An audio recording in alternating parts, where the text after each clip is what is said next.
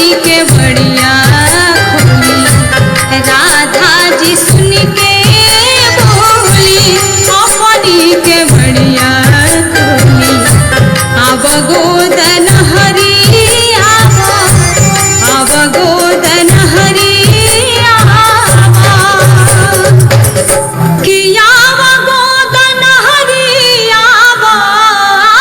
गोदन हरी हमारी हो अंगनवा कि हम गोदवाई हो गोदनवा, हम गोदवाई हो गोदनवा, हम गोदवाई हो गोदनवा, हम गोदवाई हो गोदनवा।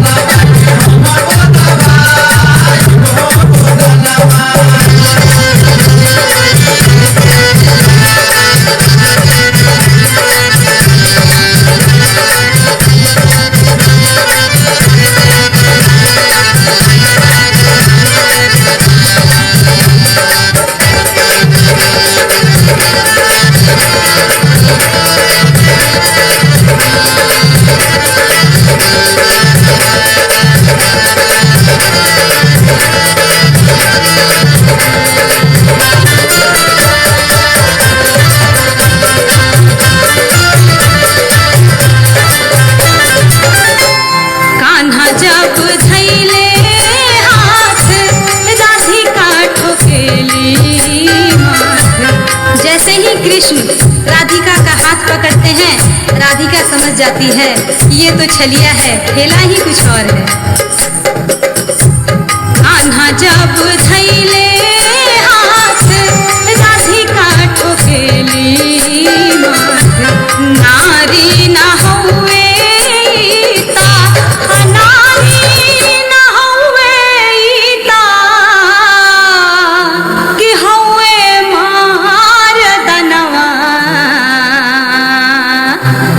कैसे गोदवाई हो गोदनवा, कैसे गोदवाई हो गोदनवा, कैसे गोदवाई हो गोदनवा, कैसे गोदवाई हो गोदनवा, कैसे गोदवाई हो गोदनवा, कैसे गोदवाई हो गोदनवा। कहता महेंद्र गाई राधिका बड़ी मुस्काई।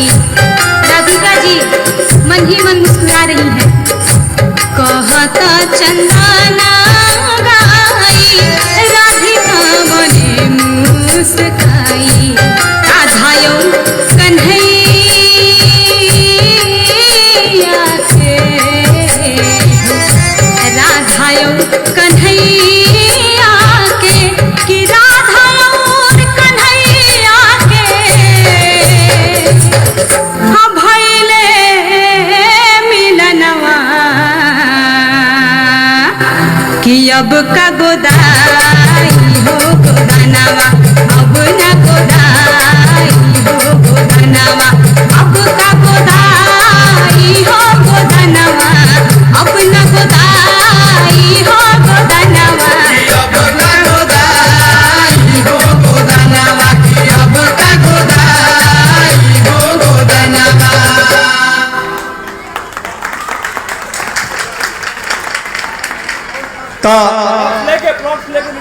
ई छल प्रस्तुति गोदना